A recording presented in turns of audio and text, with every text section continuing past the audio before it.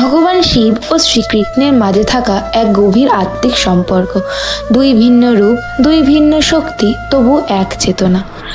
শিব নিঃসঙ্গ ধ্যানে নিমগ্ন এক ত্যাগময় যোগী, আর কৃষ্ণ প্রেম, লীলা আর রসের মহাসমুদ্র। দেখতে আলাদা হলেও এই দুই মহান সত্তা একে অপরের পূজক। কিন্তু কেন? এই বিষয় নিয়েই আজকের আমাদের ভিডিওটি।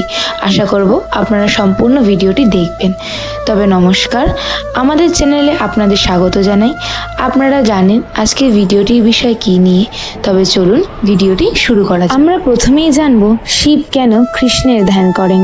পুরাণে বলে শিব মহাযোগী, যিনি সব ত্যাগ করেছেন, তবুও ধ্যান করেন একজনকেই। তিনি হলেন পরম নারায়ণ, রাধার প্রেমিক শ্রীকৃষ্ণ। শিব যখন ধ্যানে বসেন, তার চেতনা চলে যায় গোলকধামে, যেখানে শ্রীকৃষ্ণ গোপিনীগণের সঙ্গে লীলা করছেন। তাই বলা হয় বৈষ্ণবায়ং যথাশম্ভু, অর্থাৎ সকল বৈষ্ণবের মধ্যে শ্রেষ্ঠ হলেন শিব। এই বিনয়, এই শ্রদ্ধা ঈশ্বর তত্ত্বের এক অন্যান্য উদাহরণ। এবার প্রশ্ন হলো, কৃষ্ণ কেন শিবের পূজক? মহাভারতে এক গোপন অধ্যায় বলা হয়েছে, কুরুক্ষেত্রের যুদ্ধের আগে কৃষ্ণ অর্জুনকে নিয়ে যান শিব মন্দিরে, যেখানে শিব শ্রেষ্ঠ পাঠ করে পূজা করেন, যাতে ধর্মের বিজয় হয়। শুধু তাই নয়, দ্বারকায় নিজ হাতে শিবলিঙ্গ স্থাপন করেন কৃষ্ণ, নাম মুকুন্দেশ্বর।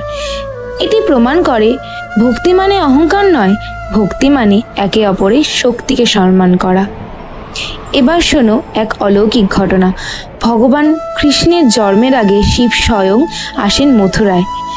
তার তপস্যার উদ্দেশ্য ছিল একটাই, যে স্থানে পরম নারায়ণ জন্ম নেবেন, সেই ভূমিকে তিনি নিজে স্পর্শ করে পবিত্র করবেন। এ এক নিবিড় অভিষেক, এক শক্তির আরেক শক্তিকে স্বাগত জানানোর আত্মিক প্রক্রিয়া। আরও একটি চমকপ্রদ কাহিনী হলো, শ্রীকৃষ্ণের পুত্র শম্ভ ঋষিদের সাথে উপহাস করায় অভিশপ্ত হন। একমাত্র শিবের আশীর্বাদেই তিনি রোগমুক্ত হন।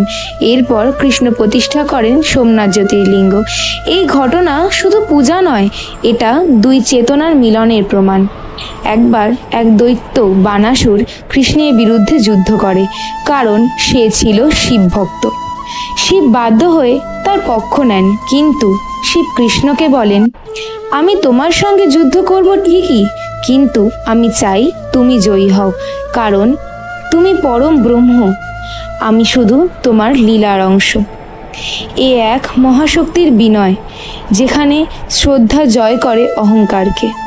শেষে বলবো, তাহলে কি শিব ও কৃষ্ণ আলাদা?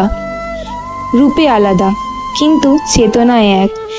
এক নদীর দুই তীর, একদিকে যোগ, একদিকে ভক্তি, একদিকে শ্মশান, একদিকে রস, তবুও উভয়ই দেখান মুক্তির পথ। সাধকরা বলেন, যে শিব পায় সে কৃষ্ণের দিকে এগোয়, যে কৃষ্ণে বিলীন সে শিবে সিক্ত।